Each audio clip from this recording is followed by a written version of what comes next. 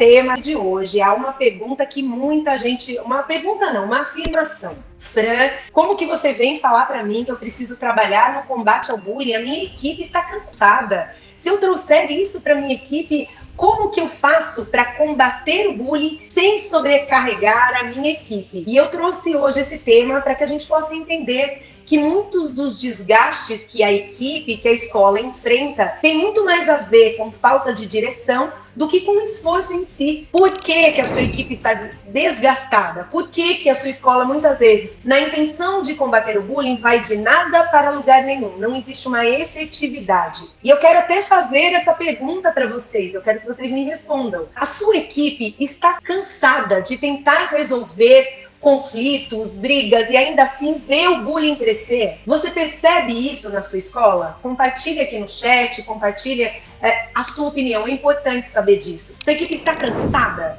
Sim ou não? Porque a partir daí nós podemos entender que se a sua equipe está cansada, é porque as ações implementadas não são eficazes. A questão é, gravem muito bem isso.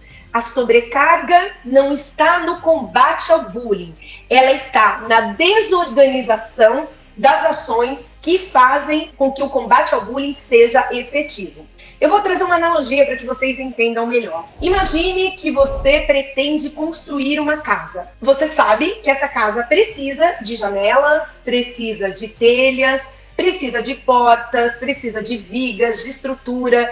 Só que você começa a comprar esses objetos de forma aleatória e traz esses objetos para o seu terreno ali e acredita que vai sair uma casa. Existe a possibilidade de construir uma casa sem planta, sem análise de terreno, sem qualquer tipo de diretriz, para que a gente saiba, pera um pouquinho, o que eu tenho que fazer primeiro? Primeiro há uma necessidade da terraplanagem, depois da terraplanagem nós vamos fazer a parte da fundação, depois da fundação. Então não adianta eu comprar janelas, telhas, vigas, se eu não sei qual a ordem de utilizar esses materiais na construção de uma casa. E é exatamente assim que eu vejo muitas escolas tentando combater o bullying. Escuta que é legal fazer palestra. Então vamos fazer palestra? Vamos.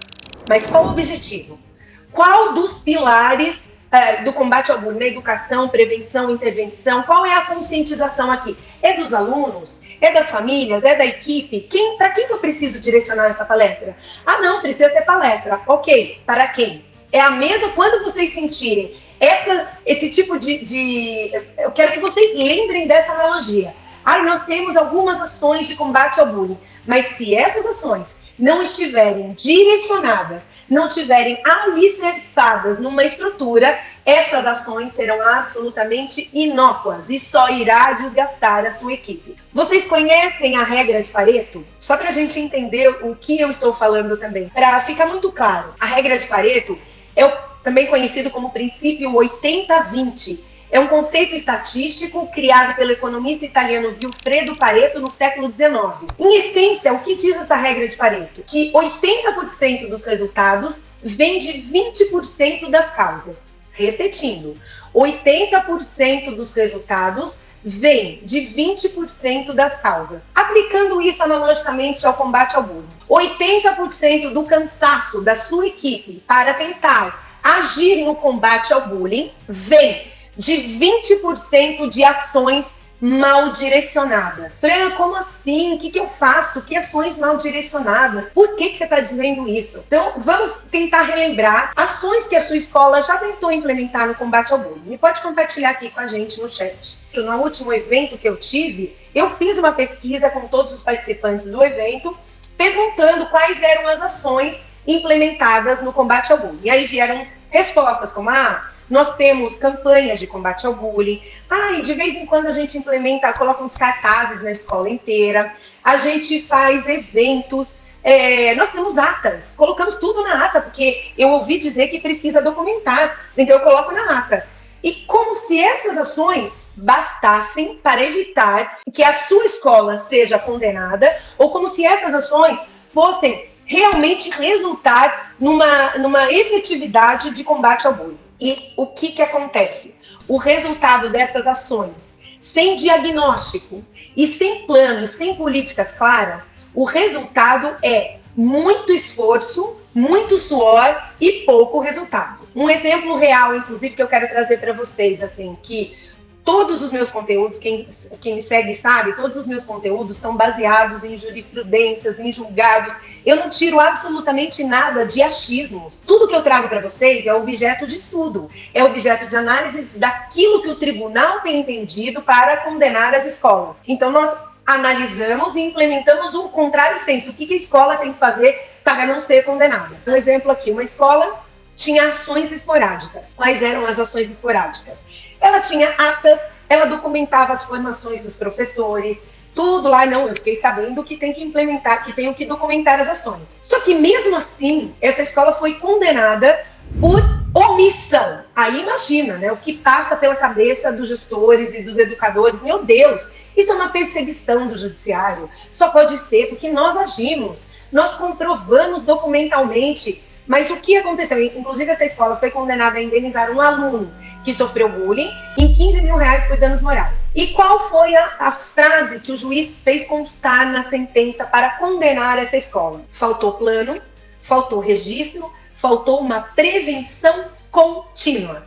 Porque eu vejo isso, muitas pessoas acham que combater o bullying são ações aleatórias. Quando acontecer uma situação, a gente faz uma mediação, qualquer coisa chama o conselho tutelar e documenta tudo, simplificando algo que não é assim que lida com bullying. Porque se eu for lidar com bullying, se eu for intervir em situações de bullying de forma aleatória, fazendo aquilo que está na minha cabeça, sem aplicar efetivamente o que diz a lei, e o que diz a lei? A lei diz que a escola é obrigada a ter ações nos 3 pilares. No pilar de educação, no pilar de intervenção e no pilar de prevenção.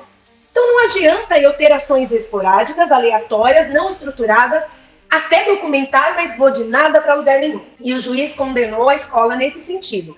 Faltou plano, faltou registro, faltou uma prevenção contínua e as ações foram consideradas atos paliativos, ou seja, tentativa de mitigar algo que é muito sério.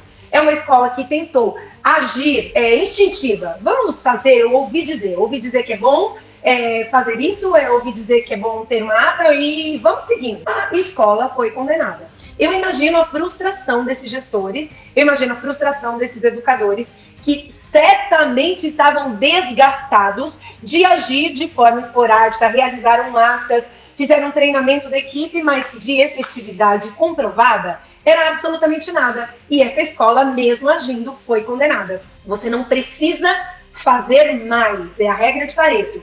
Você não precisa agir mais, suar a camisa para combater o bullying. Você precisa fazer aquilo que a lei manda, fazer aquilo que é o correto. Se eu começar a montar a minha casa aleatoriamente, sem entender qual é o projeto, analisar a estrutura daquele terreno, como eu falei no início, eu vou desgastar, assim, imagina essa cena. Aí vamos montar aqui, tipo, hoje eu estava montando Lego com o meu filho, e eu não tenho muita paciência com isso, né? Ele desmonta, monta, desmonta, monta. Ele chegou para mim e falou assim, mamãe, para tudo, você precisa olhar aqui o passo a passo, o manual.